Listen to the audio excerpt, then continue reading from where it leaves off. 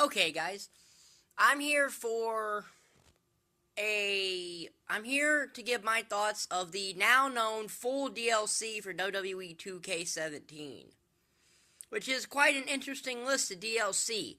Uh, there are some questions I have about it, but I'm not gonna. But now I'm also going to do my raw review for this week later tonight. So this is a rare two uploads a day from me. So it was announced yesterday what the full list of DLC for WWE2K17 is. And let's start with the good old-fashioned, everyone's favorite, the Accelerator. If you want to use it to unlock everything, which since there's no showcase, there's no main, technically there is a showcase, but I'll get to that, but since there's no main showcase, is how most likely the unlocking is going to work.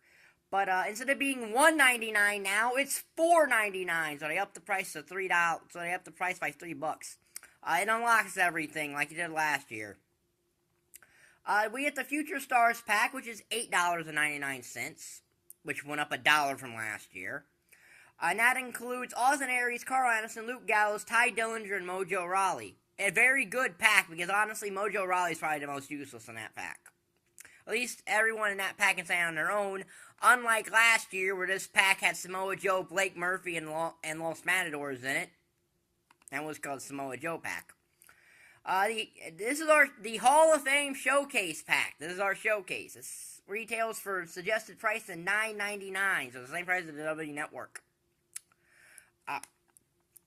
And it includes the following matches. Cactus Jack and Diamond Dallas Page versus Michael Hayes and Jimmy Garvin, WCW Saturday Night 1992. That's a good old school match in an old school arena. It gives 2 Cactus Jacks and 2 Diamond Dallas Pages now. Kerry and Kevin Von Erich versus Michael Hayes and Buddy Roberts, WCCW in 1986. I figured if a Freebirds did anything, they'd have a match with the Von Erichs. So it's nice that this is from 1986 WCCW. Jacqueline versus Ivory, SmackDown 2000. We get to see Ivory back in a game. And I'm pretty sure this is not the SmackDown Fist set. I don't think they got that till sometime in 2001. I think the SmackDown 2000 is the Oval SmackDown set, I think. Sting, Black and Gold Trunks versus Ric Flair at Clash of the Champions 1 in 1988. The first one that went opposite WrestleMania 4. That has to, that's the second Sting. And the second Ric Flair. But that is an iconic match. So that's an iconic match, so I have no real problem with it.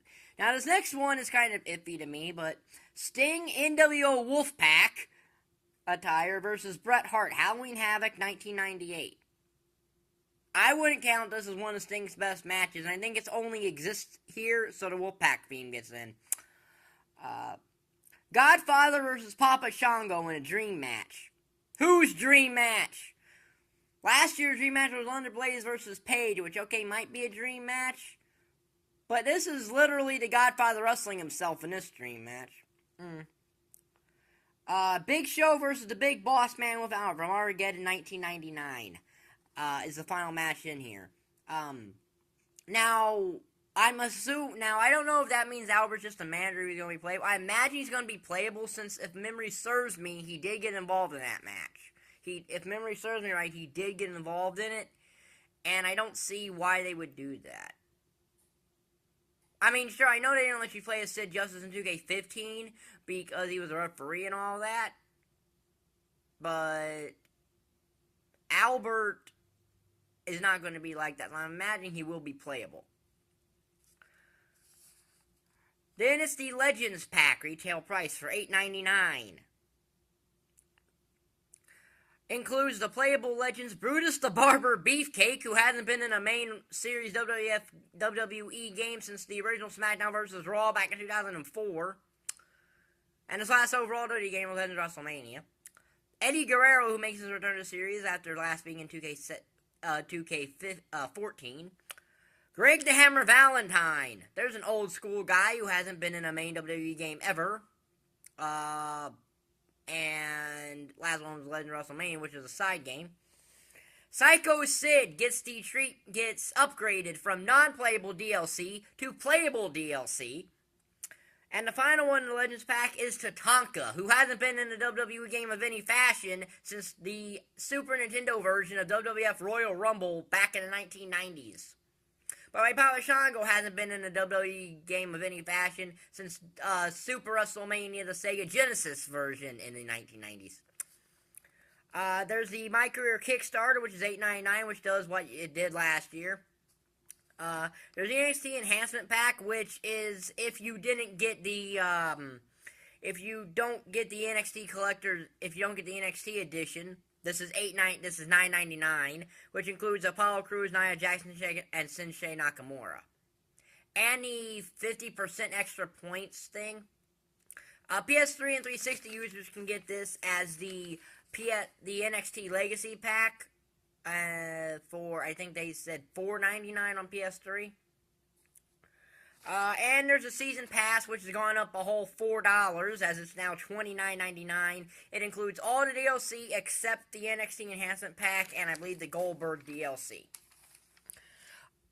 So there we go. That's the full list of DLC for WWE2K17. I think it's really good DLC, but I do wonder about the Hall of Fame Showcase, why Terry Gordy and Stan Hansen are not represented in it. Unless Terry Gordy is like a manager in that other match with Buddy Roberts and Michael Hayes. But why is Stan Hansen not there? I don't get that. And it's surprising to see Tatanka, it's a lot of good DLC. I'm going to get the Season Pass, I always do. I think $30 is worth it since this DLC retails without it for over $47. So you're actually saving yourself around $17. So those are my thoughts on the 2K17 DLC roster. I'll be back later with my Raw review for tonight. So if you like this video, like button down there, subscribe button down there, and thanks for watching. Bye.